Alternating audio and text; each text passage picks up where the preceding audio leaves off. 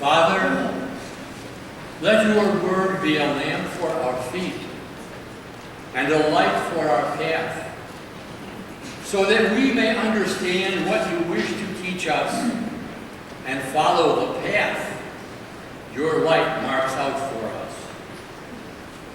The plaintive cry, the prayer of a people who would continue the saving work of Jesus Christ, to listen and understand the word of the Lord, to follow the light, to connect the dots by living the truth in the brokenness of life.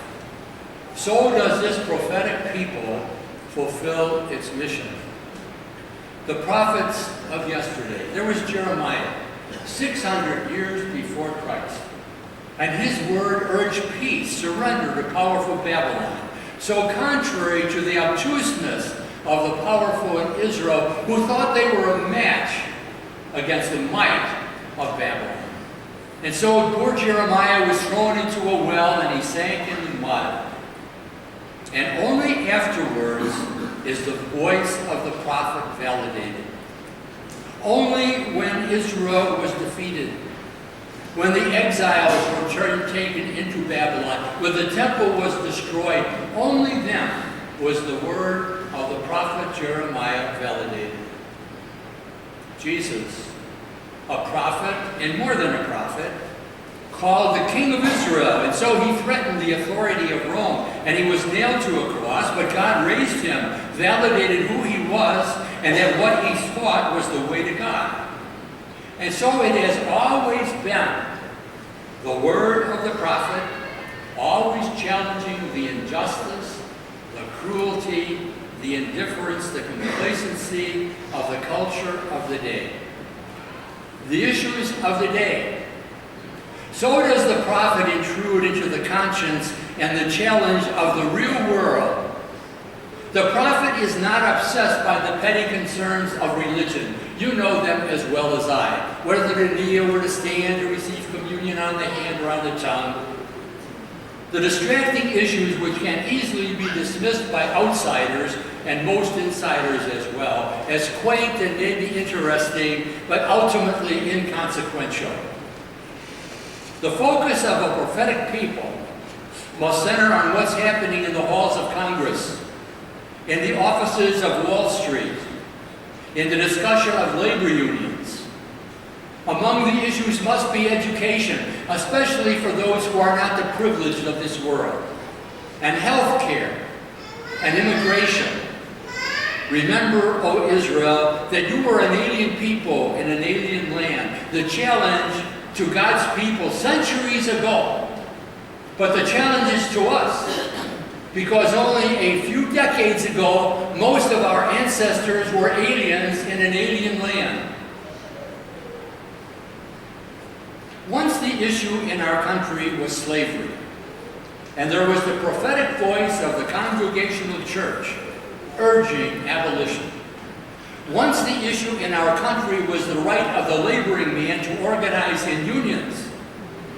And in a divided church leadership, there was Cardinal Gibbons of Baltimore, who went to Rome to save the Knights of Labor from being outlawed. And the consequence? The laboring Catholic class in the United States was not alienated from the church, as it had been in France and in Belgium. And from the working class came the large number of priests and religious in the last century. In my class of about 350 boys in first year high school, there was one whose father went to college. But most of the fathers were firemen and policemen and motormen and worked on the railroad. Why? Because the church had reached out to them and assured them that the church was with them as they tried to organize for the good of the working people. Once the issue in the Church of Chicago was racism, and the great Cardinal Meyer, around 1958, issued a Lenten pastoral that challenged, rather than being worried about giving up things during Lent, join a community organization that worked for justice. First things first. We could catalog the heroes of yesterday whose prophetic voice connected the wisdom of faith to the realities of the day.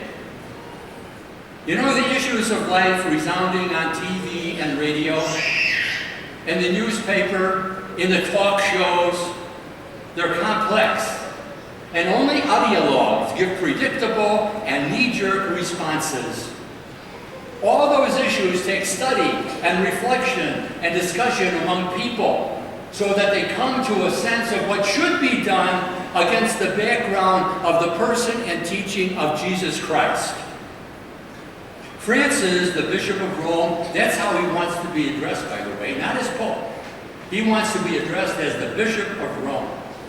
Speaking to young people gathered for a World Youth Day on July 22nd in Rio de Janeiro, Brazil, said this. He said, "No one," Francis said, "can remain insensitive to the inequalities that persist in the world.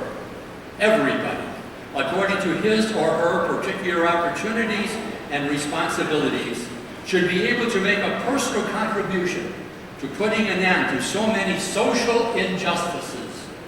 The culture of selfishness and individualism that often prevails in our society is not what builds up and leads to a more habitable world. It is the culture of solidarity that does so, seeing others not as rivals or statistics, but seeing others as brothers and sisters." You know, the more the Pope speaks, the more I want to hear what he has to say. He challenges bishops and priests, and he challenges all the laity as well to live up to the magnificent work of Jesus Christ. And the more he speaks, the more I see in his words the background of the words of the Lord. And so this morning, let us pray for wisdom and for courage to open ourselves to the many lights, the many prophets who are among us. Some have the light of a galaxy, and others the little light of a campfire. But all lead away from darkness and injustice and self-absorption. We need only open our eyes and minds and hearts to the light we encounter. And so we end as we began. Father, let your word be a lamp for our feet and a light to our path, so that we may understand what you wish to teach us and follow the path your light makes out for us.